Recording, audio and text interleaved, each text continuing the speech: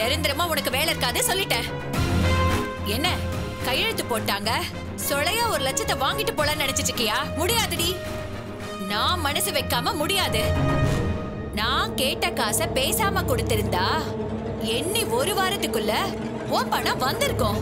என்கிட்ட விளையாடினல்ல, இன்னும் 6 மாசம் ஆனாலும் உன் பணம் உனக்கு வராது. பாத்துக்கிட்டே இரு. அம்மா, நீ எல்லாம் ஒரு ஆளு. ஹலோ, ஆமா சார், இதோ கிளம்பிட்டேன் சார். இதோ வந்துடுறேன் சார், வந்துடுறேன். ஸ்ரீமதி, சொல்லுங்க மேடம். கலெக்டர் கூட மீட்டிங் இருக்கு. அவர் ஆபீஸ் வரைக்கும் போயிட்டு வர. என் ஹேண்ட்பேக் எடுத்துட்டு வா. Okay madam. சீக்கிரம்.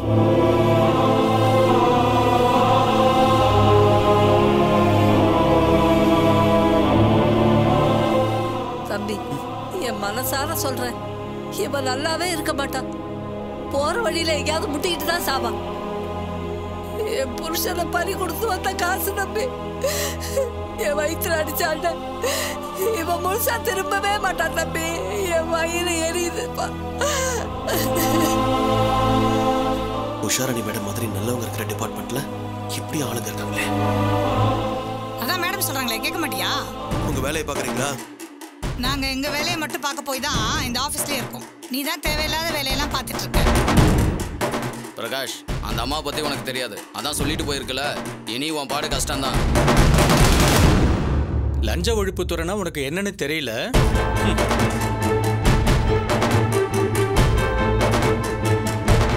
பிரகாஷ், நீங்க வந்ததுல இருந்து பார்த்துட்டு இருக்கேன், கஷ்டமா இருக்கு. ஆரம்பத்துல நானும் இப்படிதான் கோவப்பட்டேன், ஆத்திரப்பட்டேன். ஆனா ஒன்னும் நடக்கல. என்ன பண்றது? இருக்கிற வேலையும் போய் தெருவில் நிக்க முடியாது இல்ல. நான் காசெல்லாம் வாங்குறது இல்ல. அவங்க எந்த ஃபைலை கிளியர் பண்ண சொல்றாங்களோ அதை நான் கிளியர் பண்ணி கொடுத்துட்றேன். இவங்கெல்லாம் திருந்த மாட்டாங்க பிரகாஷ். இவங்க தோட்டத்தை மேயற வேலிங்க, திருந்தவே மாட்டாங்க. நீங்களும் கண்டுக்காதீங்க.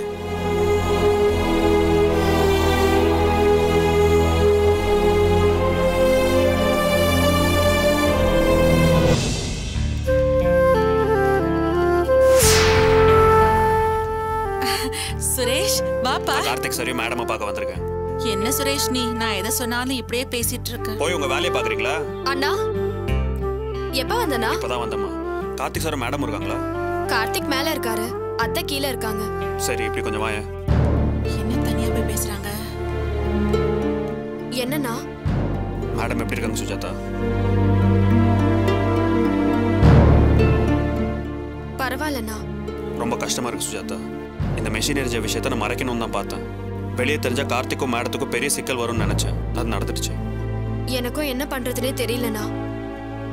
அவருக்கும் அத்தைக்கும் கிட்டத்தட்ட பனி போரே நடந்துட்டு இருக்கு. இதுல அம்மாவோட பிளான் ஏதாவது இருக்கா? எதுவா இருந்தாலும் சொல்லு. நிச்சயமா அவங்களோட பிளான் இதுல இருக்கும். நமக்கு தான் அவங்கள பத்தி தெரியுமே. வாங்க சுரேஷ். வணக்கம் சார். உள்ள வாங்க. வானா. உட்காருங்க சுரேஷ். மேடத்தையும் உங்களையும் பார்த்துட்டு போலாமா வந்தேன் சார். வணக்கம். என்ன சுரேஷ்? மேடம் எப்படி இருக்கீங்க மேடம்? நல்லா இருக்கேன். சொல்லுங்க சுரேஷ், நீங்களும் லேபர்ஸ் வந்திருக்கீங்க? கம்பெனி விஷயமா பேசிட்டு போலான்னு வந்தோம் சார். என்ன விஷயம்? நம்ம கம்பெனி ஒர்க்கர்ஸ் சார்பாக 8 அம்ச கோரிக்கை அதில் முன் வச்சிருக்கோம். நீங்க படிச்சுட்டு சைன் பண்ணீங்கன்னா நாங்கள் சந்தோஷப்படுவோம் சார். என்ன கோரிக்கை சுரேஷ்? இந்தாங்க மேம்.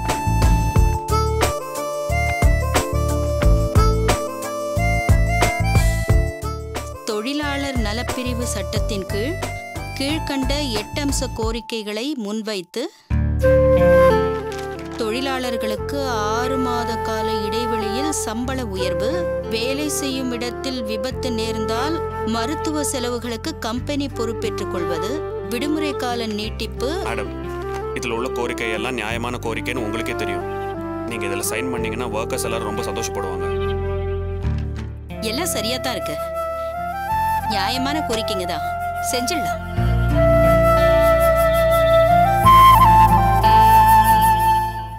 சுரேஷ், இந்த கோரிக்கைகளை நாங்க நிறைவேற்றுறோம்னு வாய்மொழியா உறுதி கொடுக்கிறோம். மேடம். ஆமா, இதை எல்லாத்தையும் நாங்க செய்வோம். எதிலையும் பின்வாங்க மாட்டோம். ஆனா சைன் பண்ண சிக்கல் வரும். என்ன மேடம் நீங்க செய்யறேன்னு சொல்றீங்களே, சைன் பண்ணலாமே. ஏ சுரேஷ், எங்களை நம்பலையா? நம்பிக்கை எல்லாம் இல்ல மேடம். தொழிலாளர் சட்டப்படி நீங்க இதெல்லாம் நிறைவேற்றணும் இல்லையா? அதான் செய்யறோம்னு சொல்றோமே. அதுக்கு தான் மேடம், நீங்க சைன் பண்ணிட்டீங்கன்னா நாளைக்கு பிரச்சனை இல்லையா? சுரேஷ், நான் சைன் பண்றேன்.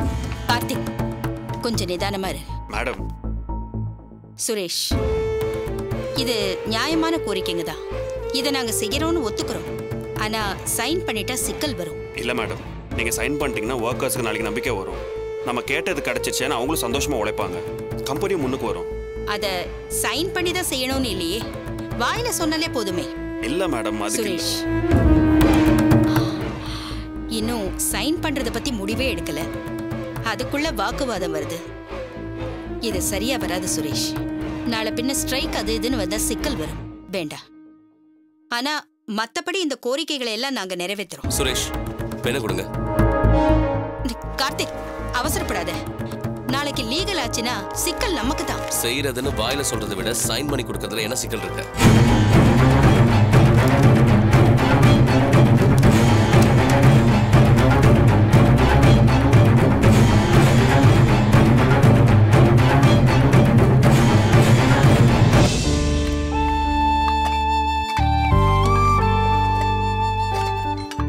சார், எல்லாம் போச்சு சார், எல்லாமே போச்சு. என்ன மணி, என்னாச்சு? கலெக்டரோட மீட்டிங்னு மேடம் போனாங்கல்ல? ஆமா போனாங்க. போற வழியில தண்ணி லாரி மோதி மேடம் ஸ்பாட்லயே இறந்துட்டாங்க. ஐயோ மணி, நீங்க என்ன சொல்றீங்க? ஆமா சார். என்ன மணி சொல்றீங்க? ஆமா மேடம், ஸ்பாட்லயே அவுட்டா. பாடியை ராயப்பேட்டை ஆஸ்பத்திரிக்கு கொண்டு போயிருக்காங்களா?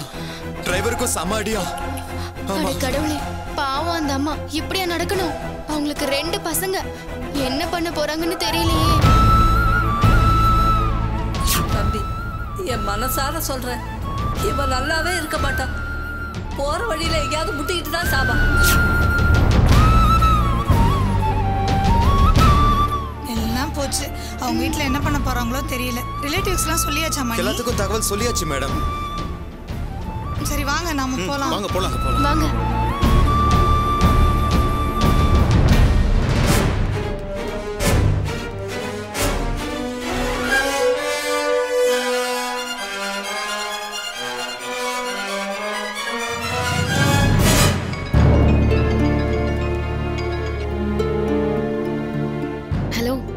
சொல்லுங்க, என்னாச்சு? என்ன சொல்றதுன்னு தெரியல. எனக்கு ஒரு மாதிரியா இருக்கு. என்னாச்சுங்க? எனக்கு மேல உள்ள ஹையர் ஆபீசர் பத்தி சொல்லிருந்தால, ஈவரக்கல்லாம லஞ்சம் கேட்பாங்க, ஓவரா பேசுவாங்கன்னு. ஆமா சொல்லிருக்கீங்க. மங்கையர் கரிசி தானே அவங்க பேரு? அவங்கதான் கொஞ்ச நேரத்துக்கு முன்னாடி ஆக்சிடென்ட்ல செத்துட்டாங்க. என்னங்க சொல்றீங்க? ஆமா சத்யா, நான் விட்ட சாபம் பழிச்சிருச்சோ இல்ல இங்க வந்த ஒரு அம்மா விட்ட சாபமோன்னு தெரியல. என்னங்க என்னென்னமோ சொல்றீங்க? ஆமா சத்யா, மனசே சரியில்லை. காலையில ஒரு அம்மா தன்னோட புருஷன் இறந்ததுக்கு கவர்மெண்ட் கொடுக்கறதா சொல்லிருந்த 1 லட்சம் ரூபாய் செக் விஷயமா வந்திருந்தாங்க.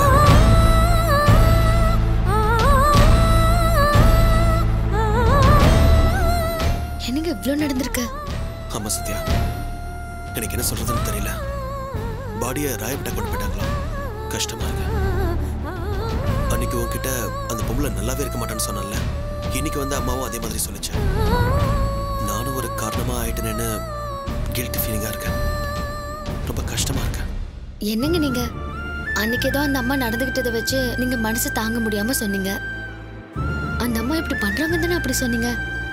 அதுக்கு யார் என்ன பண்ண முடியும்? கோவத்துல மனுஷனுக்கு வார்த்தை வர்றதுதான். நீங்க இதெல்லாம் நினைச்சு வருத்தப்படாதீங்க. அவங்களுக்கு 2 பிள்ளைங்க இருக்காங்க. அவங்க எவ்வளவு வருத்தப்படுவாங்க. அம்மா இல்லாட்டி எவ்வளவு கஷ்டமா இருக்கும். புரியுதுங்க.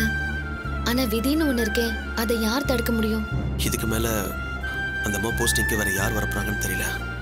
வரவங்க நேர்மையா இருந்தா பரவாயில்ல. இந்த அம்மா மாதிரி லஞ்ச வெறி பிடிச்ச யாராவது வந்தா நான் இங்க தாக்கப்படுப்பேன்னு தெரியல. என்னங்க, நான் தான் அன்னைக்கே சொன்னேன்ல, நீங்க ஏன் இந்த மாதிரி நினைக்கிறீங்க? வரவங்க நேர்மையானவங்கள வருவாங்கன்னு நம்புங்க. கடவுளை வேண்டுங்க.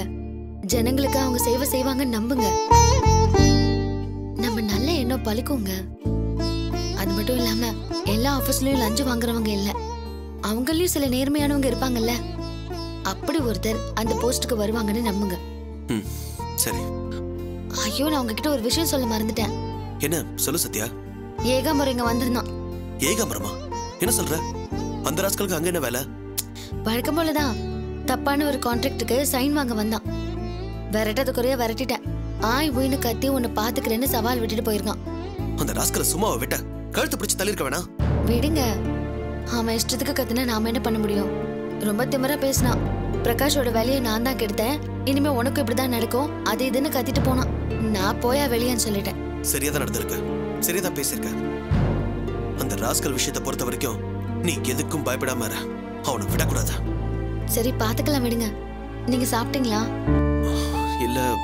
எதையும் நினைச்சு குழப்பிக்காதீங்க, நிம்மதியா சாப்பிடுங்க. யாரும் யாரையும் பிடிச்சு வைக்க முடியாது, நடக்கிறபடிதான் நடக்கும். நீங்க சாப்பிடுங்க. சரி சத்யா. பாய்.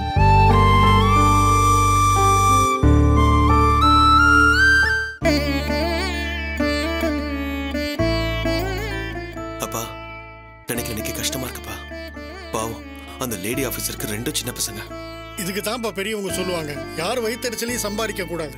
ஒருத்தர் வயிறு எரிஞ்சு மனசு நொந்து விடுற சாபம் பலிக்கும்னு சொல்லுவாங்க. அது நினைச்சதாப்பா எனக்கு ரொம்ப கவலையா இருக்கு. அந்த லேடி ஆபீசர் சாகணும்னு நானும் நினைச்சிருக்கேன். ஜனங்க காசுல காரு வீடு வசதின்னு அனுபவிக்கிற இந்த பொம்பளை எல்லாம் செத்தா என்னன்னு நினைச்சிருக்க, பேசிருக்க.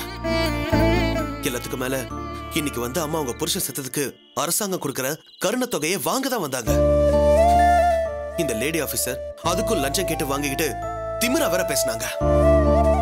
அப்பதான் அந்த அம்மா சாபம் விட்டாங்க. அதனால நான் விட்ட சாபமோ இதுக்கு ஒரு காரணமா இருக்குமோன்னு எனக்கு உறுத்தலா இருக்கு. என்னங்க அதையே பேசிட்டு இருக்கீங்க? என்னப்பா, இதுக்கு நீ எப்படி பொறுப்பாக முடியும்? நீ உனக்காக பேசலையே, அந்த அம்மா ஜனங்களுக்கு கொடுத்த கஷ்டத்தை பொறுக்க முடியாம தானே அப்படி பேசினேன்.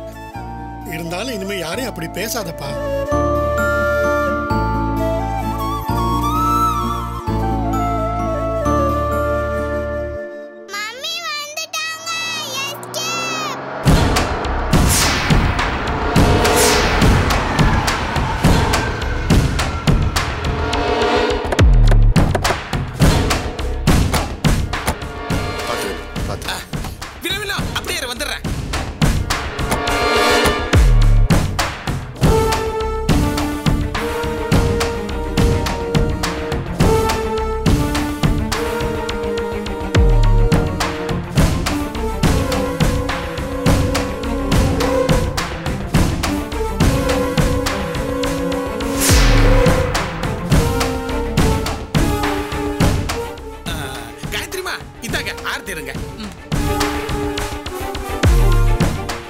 குழந்தை இறந்த போது எல்லாருக்கும் ஸ்வீட் கொடுத்தா இப்ப ஆரத்தி தட்டை எடுத்துக்கிட்டு ஓடி வரா.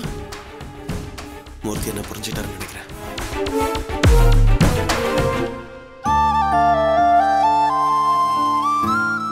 இனிமே உனக்கு எந்த சனியனும் பிடிக்காது. வலது கால எடுத்து உள்ள வா. வா வா வினோ, பாத்து வா. வினோ, இங்க கொஞ்சம் உட்காரு. உட்காரு. நான் போய் ரூமை கிளீன் பண்ணிட்டு வந்துடுறேன்.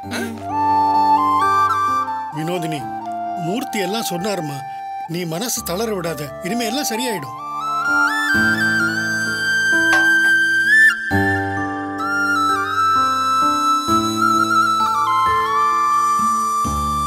ஆமா வினு, நானும் பிரகாஷும் ஹாஸ்பிட்டலுக்கு வந்திருந்தோம். டாக்டர் பாயிரம் சொல்லுவாங்க, ஆனா அப்படியே நடக்குதா என்ன? கூடிய சீக்கிரமே உனக்கு இன்னொரு குழந்தை பிறக்கும். சீ, நிறுத்து.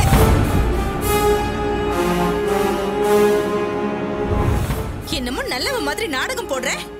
உன் நடிப்பெல்லாம் வேற எங்கேயாவது வச்சுக்கோ போ. வினோதினி, நீ நினைக்கிற மாதிரி எதுவும் இல்ல. நடந்த விஷயத்துக்கும் எங்களுக்கும் எந்த உங்களுக்கும் குஷின்னு சொல்ல வரீங்களா? நீ எல்லாம் ஒரு பொம்பளையா இருந்தா இந்த வலி என்னன்னு தெரிஞ்சிருக்கும். ராட்சசி ராட்சசி. உன்ன ஒரு வார்த்தை சொன்னா இவர் குதிப்பாரு, என் புள்ளைய களைப்பாரு, அப்படித்தானே? வினோதினி, ஏய் நிறுத்துடா. அவ சொல்றது உண்மைதானே? உன்னால தானே குழந்தைய கலந்துச்சு. ஏய் நிறுத்துடா. என்ன அடிக்க இரும்பு ராடு எடுத்ததுனால தானே இது நடந்துச்சு. ஏய் நிறுத்து. ஏற்கனவே உன் குழந்தை பாதியில போய் அதோட வலி அனுபவிச்சவன் தானே நீ. இப்ப புருஷனும் பொண்டாட்டியுமா சேர்ந்து இனிமே எனக்கு குழந்தையே பிறக்க முடியாத நிலைமை கொண்டு வந்து விட்டுட்டீங்கல்ல. சத்யா, இப்ப சொல்றேன்டி, என் வயிறு எரிஞ்சு சொல்றேன். இந்த ஜென்மத்துல மட்டும் இல்ல, எத்தனை ஜென்மம் எடுத்தாலும் நீ மல்லடிதான்.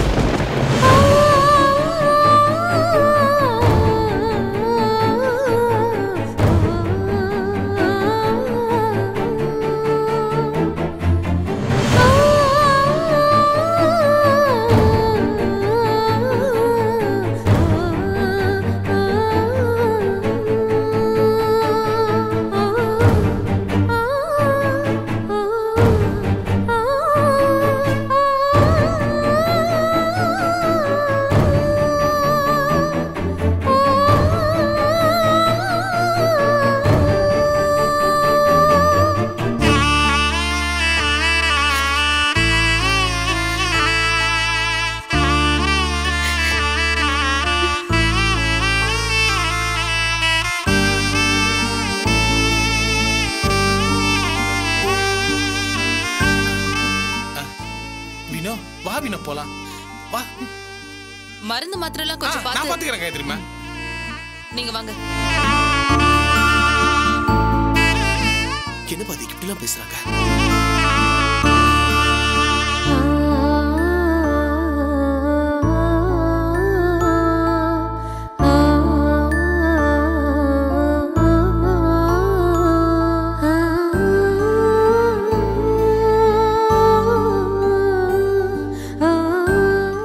பிரகாஷ் வா. பிரகாஷ் நீ வாமா. வா வாங்க.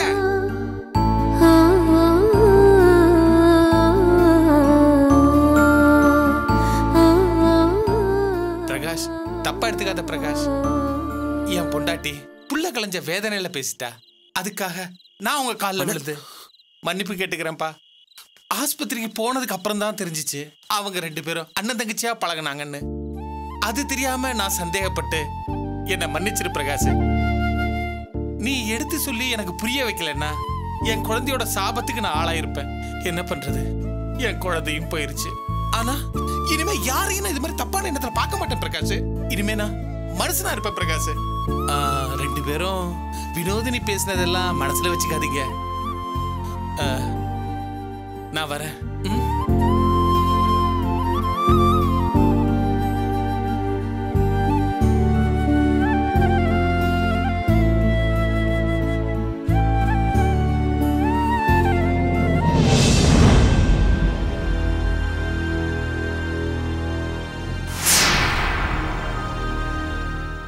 சுஜாதா, மாப்பிள்ளை என்ன பண்றாரு? தெரியலமா, ஏதோ பேப்பர்ஸ் எடுத்து வச்சிட்டு இருந்தாரு. என்னங்க என்னங்க அக்கா, என்னக்காச்சு? தெரியலையே. அம்மா, இதுல நம்ம சொத்தை பத்தின எல்லா டீடைல்ஸும் இருக்கு. சொத்தை எல்லாம் சுஜாதா பேருக்கு மாத்திரத்தை பத்தி எழுதியிருக்கேன். இதுல கொஞ்சம் சைன் பண்ணிடுங்க. அக்கா. கார்த்திக், இதுக்கு மேல என்னால போராட முடியாது. அம்மா, முடியாதுன்னா சொல்லிடுங்கம்மா. என்ன கார்த்திக், நீங்க பாட்டுக்கு திடீர்னு வந்து அத்தையை கையெழுத்து போட சொல்றீங்க? திடீர்னா? அதான் 2 நாள் போட்டோன்னு சொன்னாங்கல்ல, போயிடுச்சுல்ல, அப்புறம் என்ன?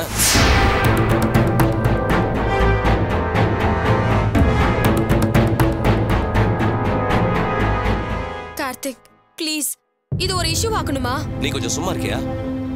நாளுக்கு நாள் நடக்கிற நஷ்டத்தை பார்த்தா எனக்கு பயமா இருக்கு. இன்னைக்கு இருக்கிறது போயிடுமோ நடுக்கமா இருக்கு. ஒவ்வொரு நாள் காலையில எழுந்திருக்கும் போதும் இன்னைக்கு எங்க என்ன ஆகுமோன்னு பதறுது. கார்த்திக், நீங்க இந்த விஷயத்துல ஏதோ பதட்டமா இருக்கீங்க. இது நிதானமா செய்ய வேண்டிய காரியம். நிதானமா தான் அட்வொகேட்ட பார்த்து எழுதி நான் வாங்கிட்டு வந்திருக்கேன். கார்த்திக் ப்ளீஸ். இல்ல சுஜாதா, சாரி. அத்தை கையெழுத்து போடுவாங்க, வாங்கிக்கோங்க. ஆனா இதுல நான் கையெழுத்து போட மாட்டேன். ஐயோ, இவ ஒருத்தி.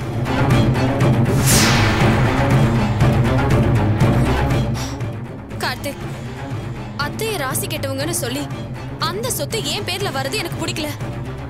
எனக்கு ஒரு மாதிரியா இருக்கு. அந்த குற்ற உணர்ச்சியோட காலம் முழுக்க என்னால இருக்க முடியாது. நடக்கிறதெல்லாம் தெரிஞ்சுதான் பேசுறியா? எல்லாம் நல்லபடியா தான் நடந்துட்டு இருக்கு. சுஜாதா, மாப்பிள்ளை ஏதோ. அம்மா, நீ கொஞ்சம் வெளியேறு.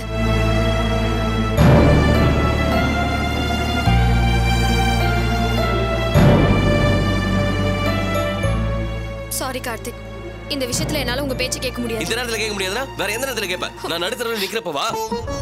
நீங்க என்ன வேணா சொல்லுங்க. சுஜாதா, கார்த்திக், எல்லாம் உங்களால தாமா. கோச்சுக்காதப்பா. இப்ப என்ன, டாக்குமெண்ட்ல கையெழுத்து போடணும், அவ்வளவுதானே? போடுறேன். அதுக்காக நீங்க சண்டை போட்டுக்காதீங்க. அத்தை, எனக்கு இதுல சுத்தமா உடன்பாடு இல்ல. உன் பேர்ல இருந்தா தானே சம்மதம் இல்ல. கார்த்திக் பேர்ல மாத்தி கொடுத்துட்டு போறேன். அதுல உனக்கு எந்த ஆட்சேபனையும் இல்லையே.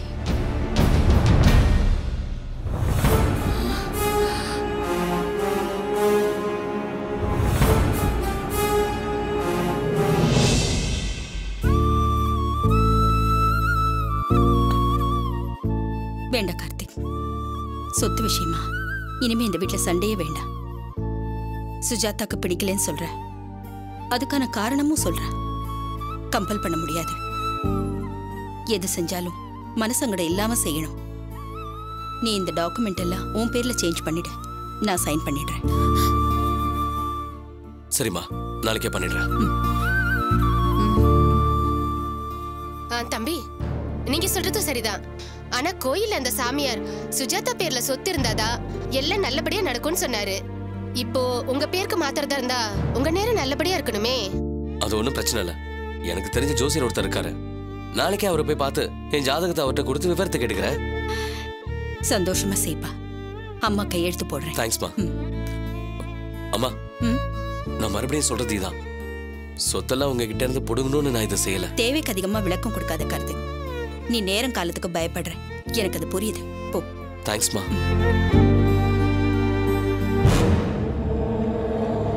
என் திட்டத்தை எல்லாம் ஒரு நொடியில பாழாக்கிட்டாளே.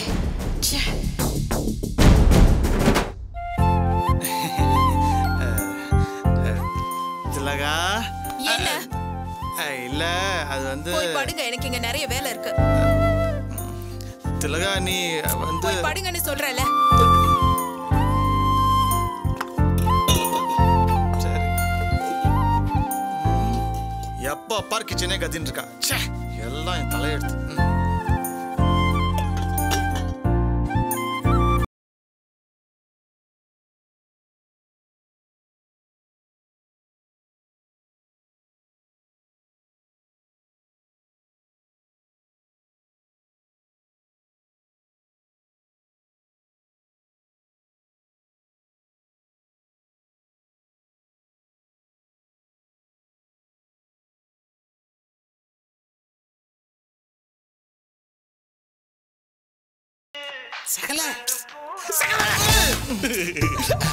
என்ன டிவியை முழுங்குற மாதிரியே பாக்குறீங்க?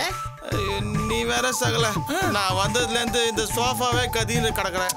இருந்தாலும் என்ன, நீ நினைச்சா எல்லாம் முடியும். நீ கொடுத்து வச்சது அப்படி, நான் அப்படியா? சமாய் சமாய், கிச்சன்ல எனக்கு கொஞ்சம் வேலை இருக்குது, நான் அதை பாக்குறேன். நீ இதை பாரு. ஆர்வத்துல டிவி கிவிய உடைச்சிடாதப்பா.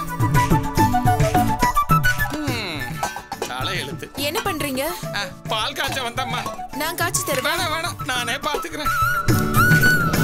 உட்காரு. வினோ, அவர் பால் கொண்டு வந்ததும் பாலை குடிச்சிட்டு டேப்லெட் போட்டுரு. அக்கா, அப்புறம் ஒரு விஷயம். மோனிஷா அங்க படுக்க போய் கொண்டு வந்து விட்டப்பதான் நீ கொலைன்னு டிராமா போட்ட. மறுபடியும் மோனிஷா இன்னைக்கு அவங்க ரூம்ல போய் படுத்தான்னா குழந்தைய படுக்க வைக்கதான் வந்தோன்னு அவங்க சொன்னது ஊர்ஜிதமாயிடும்க்கா. அதுக்கு சான்ஸே இல்ல. இனி மோனிஷா அவன் ரூம் பக்கம் போகவே முடியாது. அதை நான் பாத்துக்கிறேன். அக்கா, எல்லாத்துலயும் இனிமே நாம ரொம்ப ஜாக்கிரதையா இருக்கணும்க்கா. நான் பாத்துக்கிறேன். நீ நிம்மதியா படுத்து தூங்கு. மம்மி தூங்கினதவங்க சித்தப்பா ரூம்க்கு எஸ்கேப் ஆயிடணும்.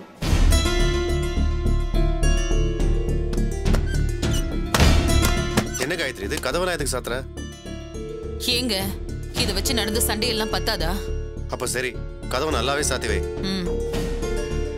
ஐயோ, அம்மா கதவு தாப்பால் போட்டாங்களே, எப்படி சித்தப்பா ரூமுக்கு போவேன்?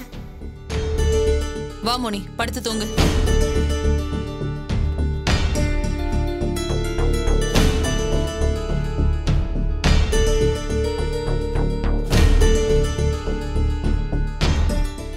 குழந்தை வந்தானு அன்னைக்கு உன் வேலையை காமிச்சேன். இன்னைக்கு வாங்க வர முடியாது. நீ கொலை பண்ணதா வந்தன்னு நான் ப்ரூவ் பண்ணுவேன்.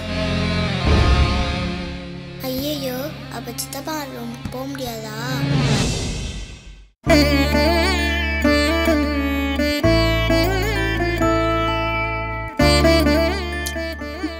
சத்யா, அப்பதாங்க மாமா சொன்னாரு, யாரோட சாபத்தையும் வாங்க கூடாதுன்னு. சொல்லி வாய மூடல. வினோதினி ஜென்மம் முழுக்க. என்ன சத்யா, வினோத் சொன்னான்னு? இல்லைங்க, 2 நாளைக்கு முன்னாடிதான் உங்களுக்கு நீங்க விரும்புற மாதிரி ஒரு குழந்தை பெத்து கொடுப்பேன்னு சொன்னேன்.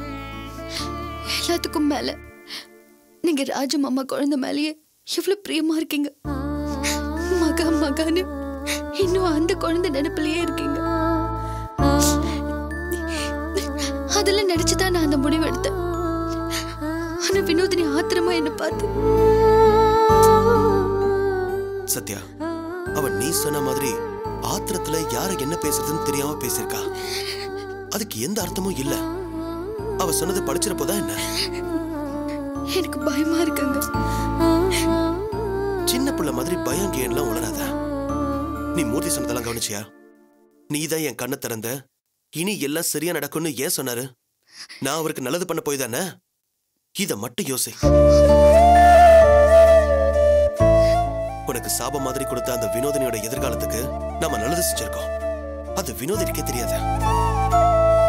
நல்லது செஞ்சு நம்மள அவங்க பழிச்சா அந்த சாபத்துக்கு எந்த வேல்யூவும் இருக்காது. இந்த வீட்டுல யார் யாரு எப்படின்னு எனக்கு தெரியும். எல்லாரும் ஒரு நேரத்துல தன்னை மீறி ஏதாவது தவறு செஞ்சவங்க தான். இங்கன்னு இல்ல, வெளியவும் மனுஷங்க அப்படிதான் இருக்காங்க. ஆனா நீ ஒருத்தி தான் எதை செய்யறதுக்கு முன்னாடியும் அது அடுத்தவங்களை பாதிக்குமான்னு யோசிப்பேன். அதுக்காக எதையும் கவனமா செய்வேன். இப்ப கூட யோசிச்சு பாரு, எந்த பொண்ணும் வினோதினி பேச்ச கேட்டா ஆத்திரப்படுவாங்க. என்னடி சொன்னு அடிக்க கூட பாய்வாங்க. ஆனா உன் இயல்பு என்ன செஞ்சுட்ட? இப்ப கூட அவ இப்படி பேசிட்டாலேங்கிற வருத்தம் தான் இருக்கே தவிர அவ நல்லா இருக்க கூடாது அப்படி இப்படிங்கிற ஒரு பேச்சு கூட வரலையே. மத்தவங்க நல்லா இருக்கணும், அவங்க மனசு நோக்க கூடாது அப்படின்னு நினைக்கிற உன் முன்னாடி கடவுளே சாபம் விட்டா கூட அது அர்த்தம் இல்லாம தான் போகும். கண்ணை தொடச்சுக்க.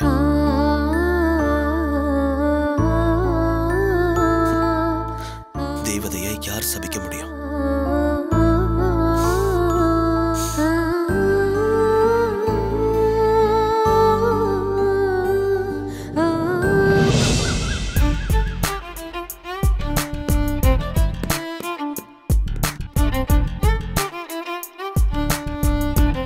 மோனி, சித்தப்பா, நைட்டு உங்க ரூமுக்கு வர முடியல. அம்மா கதவு திறக்க முடியாத அளவுக்கு மேல் தாப்பால் போட்டாங்க. சாரி. பரவாயில்ல சலோ, நீ விளையாடு. பாய். பாய் சித்தி. பாய். பாத்தியா சத்யா, அந்நியர் நம்ம கிட்ட போட்ட சவால ஆரம்பிச்சிட்டாங்க. மோனி நம்ம கூட தூக்க வந்தா நான் சொன்னது நிஜமாயிடும். குமார் நம்புவான்ல, அதான் கதவு மேல் தாப்பால் போட்டிருக்காங்க. பார்க்கலாம் இந்த சதியெல்லாம் எத்தனை நாளைக்குன்னு பார்க்கலாம்.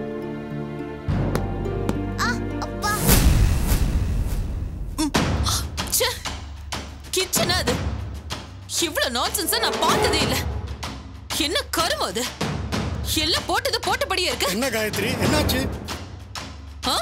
என்னாச்சுன்னா உள்ள ஒரு மனுஷன் போக முடியுமா? எல்லாம் ஏன் தப்புதான். என்னம்மா இப்படி பேசுற? பேசாதீங்க. ஆரம்பத்திலேயே கிச்சனை வெளியில வச்சுக்கோங்க நாங்க சொல்லி இருக்கணும். இறக்கம் பார்த்து கிச்சனை பாதியா வச்சுக்கலாம்னு சொன்னது ஏன் தப்பு? வாந்தி வருது. கிச்சனை இப்படியா வச்சிருப்பாங்க? முன்ன பின்ன இந்த மாதிரி கிச்சனை பார்த்திருந்தா தானே தெரியும். இப்ப என்ன சொல்ல வரீங்க? ஒண்ணு சொல்ல வரல, அந்த பக்கமே வராதீங்கன்னு சொல்ல வரேன். என்னது காயத்ரி இப்படி மாறிட்டா? நல்லா தானே இருந்தா.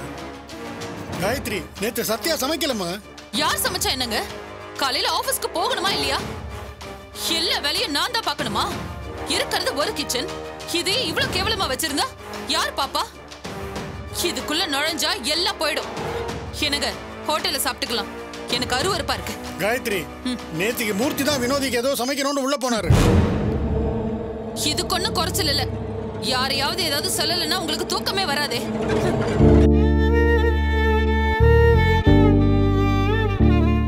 என்னப்பா அதிர்ச்சியா இருக்கா? எனக்கு ஒண்ணும் புரியலப்பா. குமார் சத்தம் போடும்போது கூட காயத்ரி பவ்யமா தான் பேசிக்கிட்டு இருந்தா. இப்ப என்னாச்சு இவளுக்கு? நேத்து கூட இப்படிதான்ப்பா பேசினா. அவங்க எப்பவும் ஒரே காயத்ரி தான்ப்பா. ஆமா மாமா. என்ன சொல்றீங்க நீங்க? அப்பா, நேத்து தான் அண்ணியார் என்கிட்ட நேருக்கு நேரா சவால் விட்டாங்க. இப்ப சொல்றேன்டா, வீட்டை ஒட்டு மொத்தமா அபகரிக்க பிளான் பண்ணது உண்மைதான். அதுக்குதான் அத்தனை சதியும் பண்ண. இப்ப நேருக்கு நேரா சொல்றேன், இன்னையில இருந்து 30 நாளுக்குள்ள நீ, உன் அப்பா, உன் அம்மா, திலகா, ராஜு, இவர் அத்தனை பேரையும் வீட்டை விட்டு விரட்டி வீட்டை ஏன் பேருக்கு மாத்தி உங்களை நடுத்தெருல கொண்டு வந்து நிறுத்தல நான் காயத்ரி இல்லடா.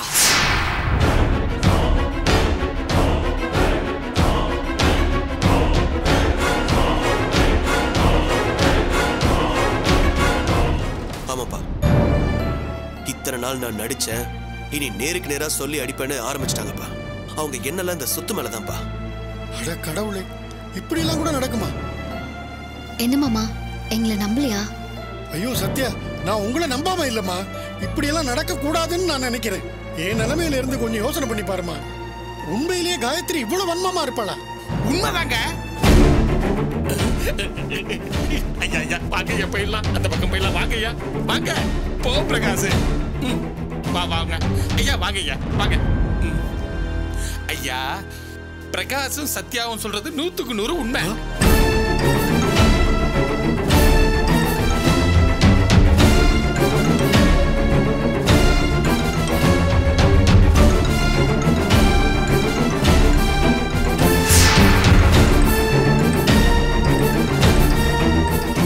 ஐயா, இந்த வீட்டுக்கு காசு கொடுக்க கூடாதுங்கிறதுக்காகத்தான் கார்த்திக் சார் கம்பெனியோட லாரியை கவுத்தோம். காயத்ரிமா சொல்லித்தான் நானும் கணேசனும் இதை செஞ்சோம். காயத்ரிமாக்கும் வினோவுக்கும் இந்த வீட்டை அமுக்கிறது தான் லட்சியம், திட்டம் எல்லாம். எனக்கு பிரகாஷ் மேலையும் சத்யா மேலையும் பாசம் இருக்கியா. அதுக்கு மேல நீங்க இந்த வீட்டு மேல உயிரா இருக்கீங்கிறது எனக்கு நல்லா தெரியும்யா. பிரகாஷ் கிட்ட இந்த உண்மையெல்லாம் சொன்னதெல்லாம் நான் தான் ஐயா. பிரகாஷ், என்னடா இது? ஆமாப்பா. ஐயா, இத வச்சு இந்த வீட்டுல அடிதடின்னு எதுவும் வேண்டாம் ஐயா. நீங்க எவ்வளவு உஷாரா இருக்கணுமோ உஷாரா இருங்க ஐயா. அவங்க கையெழுத்து அது இதுன்னு எந்த பேச்சு எடுத்தாலும் ஜாக்கிரதையா இருங்க ஐயா. அவ்வளவுதான் நான் சொல்லுவேன் ஐயா. நம்மள ஏதாவது மாட்டிக்கிட்டு விட்டா ஐயா, நான் சொன்ன உண்மைகளை எக்காரணம் கொண்டு நான் தான் சொன்னேன்னு என்ன கோத்து விட்டுறாதீங்க ஐயா. இந்த உடம்பு அடி தாங்காதீங்க.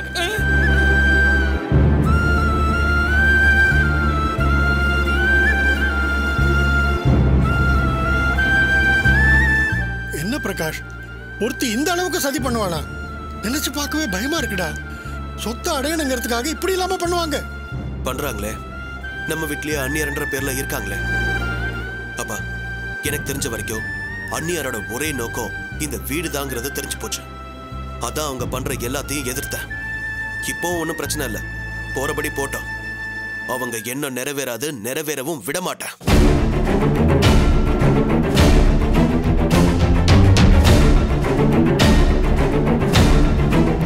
உன் புருஷன் போன இடம், வந்த இடம். என்ன பிறவி அவன்?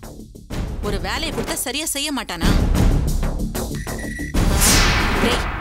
வாடா சீக்கிரம்.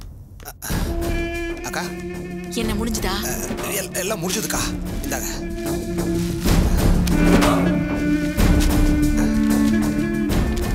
அதே நோட்டு, அதே கலரு. அசத்திட்டடா. ஐயா யாரு? சரி, மத்த விவரம் எல்லாம் எப்படி? அக்கா, இந்த ஜாதகத்தை பார்த்தா கண்ணு தெரியாத ஜோசியம் கூட சனியம் புடிச்ச ஜாதகம்னு தூக்கி எறிஞ்சிருவான். எதுவும் தப்பா நடந்துறது இல்ல அக்கா. தருத்தரம் புடிச்ச ஜாதகம்னு சொல்லுவாங்க. கார்த்திக் சார் இந்த ஜாதகத்தை பாருங்கன்னு கொடுத்தா போதும், கார்த்திகை பார்த்தாலே பீடைன்னு சொல்லுவான். அந்த அளவுக்கு கேது காலம், ராகு காலம்னு பார்த்து பார்த்து சொல்லி கம்ப்யூட்டர்ல கணிச்சிருக்க. சூப்பர். ஏய், இந்தா இத ஒளிச்சு வெச்சுக்கோ. சரிக்கா. வா, வாங்க வாங்க. வாவஜியா.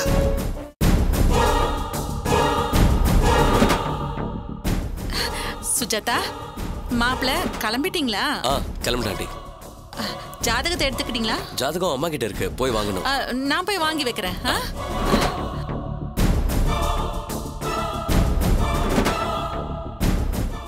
விஜயா அக்கா, சம்மந்தி அம்மா கிட்ட மாப்பிள்ளையோட ஜாதகம் இருக்கான், வாங்கிட்டு வந்துரு. சரிக்கா. கூட போ. அம்மா, கார்த்திக் தம்பி ஜாதகம் வாங்கிட்டு வர சொன்னாரு. தமேந்தி அக்கா, ஜாதகம் அந்த கபர்ட்ல இருக்க எடுத்து கொடு. சரி.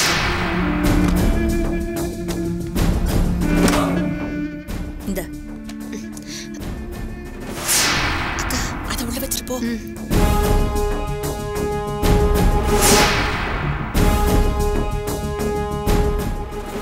மாப்பிள்ள, சாமி கும்பிடுங்க.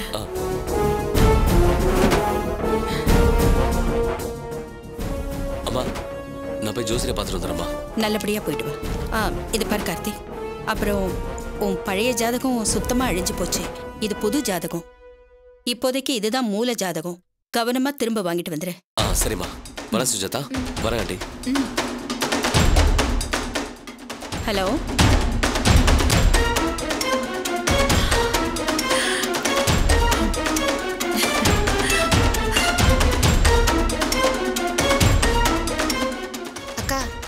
நீங்க நினைச்ச மாதிரியே நடக்க போகுதுக்கா.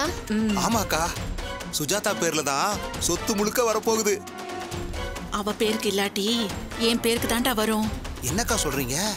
பின்ன மாப்பிள்ள போனதும் கேடு கெட்ட ஜாதகம்னு சொல்லுவான். மாப்பிள்ளை இங்க வந்து மறுபடியும் என்ன சொல்லுவாரு? சுஜாதா பேர்ல தான் எழுதணும்னு சொல்லுவாரு. சுஜாதா அதுக்கு சம்மதிக்க மாட்டா. கடைசியில என்ன ஆகும்? இந்த வீட்டு நல்லதுக்காக உழைச்ச என் அத்தை பேர்ல எழுதுன்னு சொல்லுவாரு. எப்படி ஐடியா? அக்கா உங்க மூளையே மூளைக்கா, திட்டத்துக்குள்ள திட்டம். ஆமா விஜயா, வட்டத்துக்குள்ள வட்டம். அக்கா, சொத்து முழுக்க உன் பேர்ல வந்துருச்சுன்னா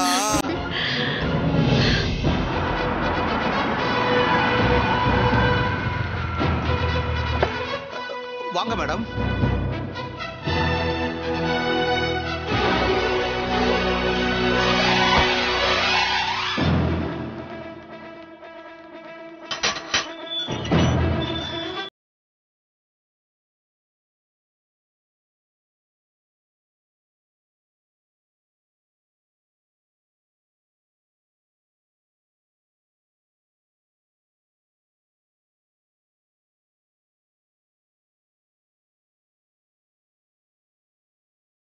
வாங்க வாங்க சம்மந்தி.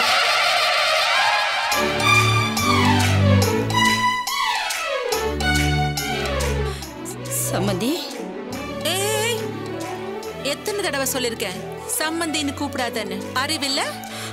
மன்னிச்சிருங்கம்மா. ஏய், அதன அம்மா? உனக்கு அம்மானா நான் என்ன கேள்வியா? மேடம்னு கூப்பிடு. சரிங்க மேடம். சரிங்க மேடம்னு சொல்லிட்டு அப்படியே கல்லு மாதிரி நின்னா எப்படி? போய் காஃபி கொண்டா. சரிங்க மேடம். ஏய், நில்லு நில்லு. மேடம்.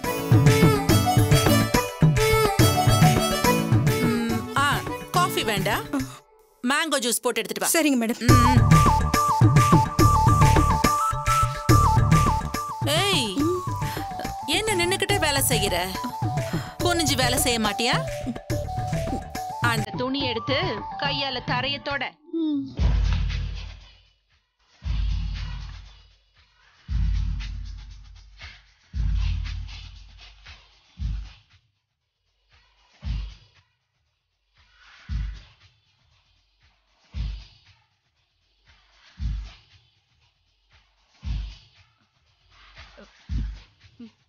Madam, choose.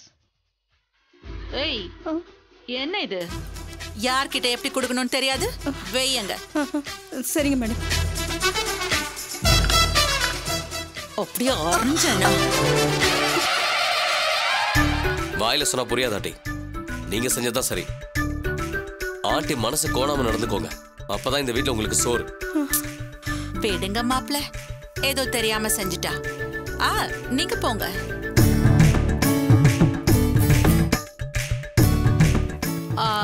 பூரணி. சொல்லுங்க மேடம். உட்காரு. சரி. கீழே கீழே.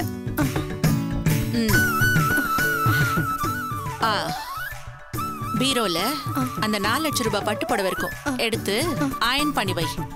ஹீட்டரை போடு, குளிச்சுட்டு மாத்திக்கணும். சரிங்க மேடம். அந்த பயம் இருக்கட்டும்.